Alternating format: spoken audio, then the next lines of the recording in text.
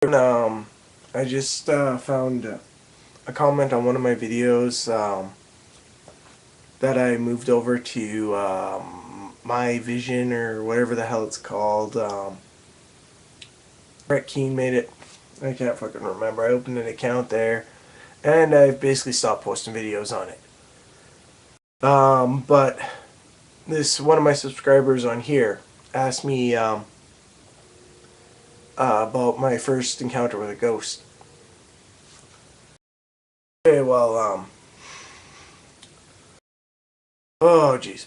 Okay, this happened. I've mentioned the ghost before in my videos, but I'm going to my very first experience with a ghost. Okay. Okay, I need some tunage for this. I know. I'm gonna go to AvrilLavigne.com and open her videos. Fuck. Man, Canada's biggest embarrassment next to Celine Dion. God. I don't know, people. Well, I'll continue on with the story while I look for a song to listen to. Yeah.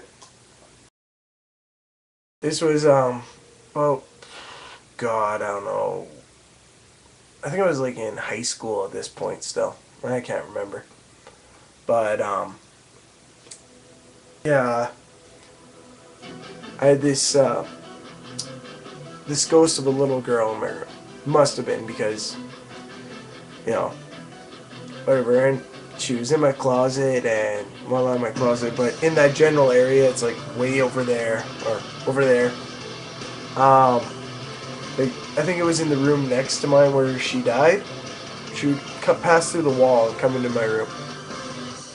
And, you know, I felt her presence, and from the way I could tell the way she was acting, like, you know, I have, like, yeah, I collect, even then I would start collecting teddy bears, right?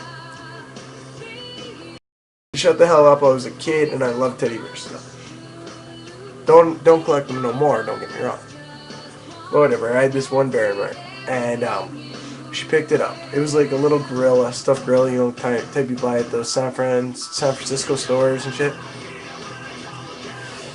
It was one of those whistling monkeys.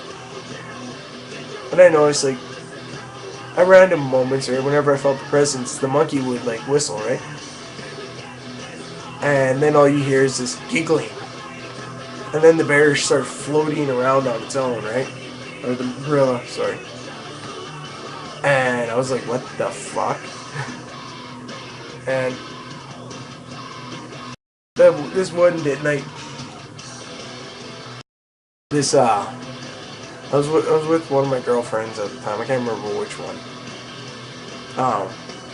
But the we were like on my bed watching a movie,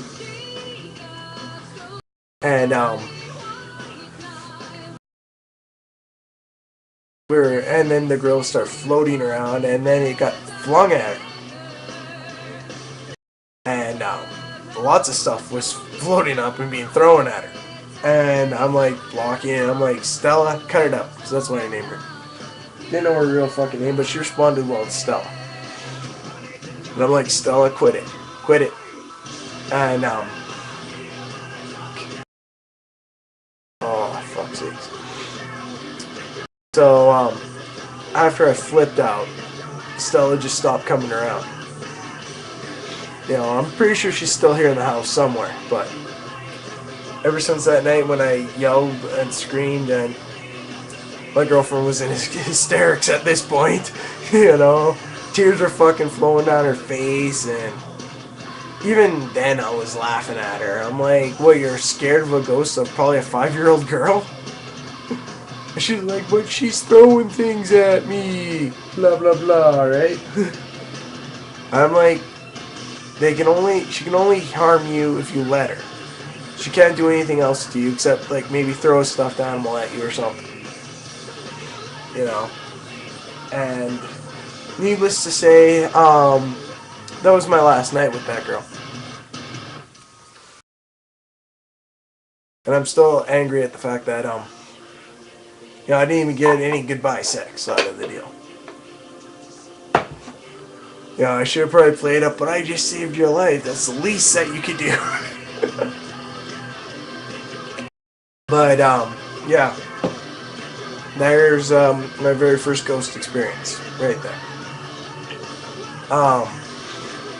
But I think the one that scared the shit out of me the most was the one I talked about in my very, very, very, very first video on here.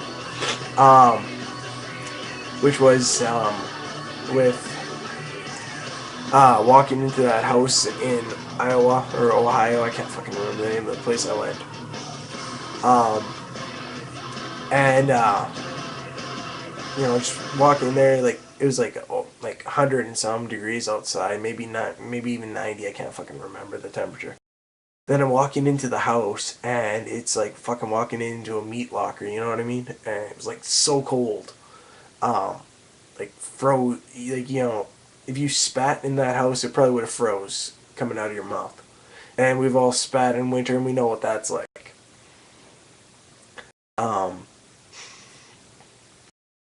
You know, and then the scene, like, you know, walking into one of the rooms where someone was killed, right? And you get these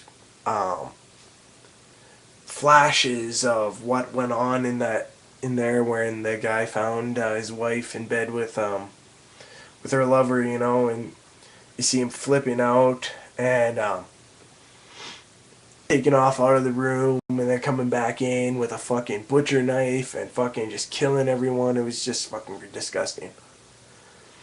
Tells you I was back to my hotel room very quick for a change of underwear, but whatever.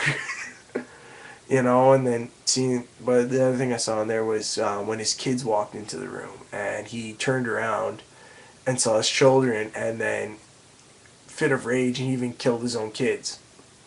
And then he ended up killing himself with taking the chicken shit way out with putting a gun in his own going, you know what I mean?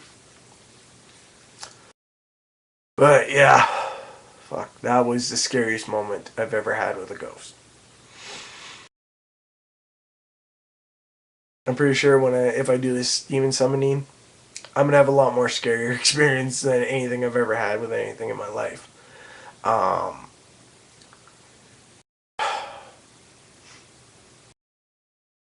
don't know. I don't see why. Because if you come back just as a ghost, why be afraid of dying? You know, you still get to see everything. Hell, you will get to a hell of a lot more things than you could ever do in life. You know, like fucking sneak into you know, just go see any fucking movie you want to see, you know, for free. And you don't have to worry about paying like fucking $20-$30 just to get like a drink and a bag of popcorn. But yeah, that's my first experience and my most scariest experience with a ghost. This is Sardo 101 saying peace the fuck out.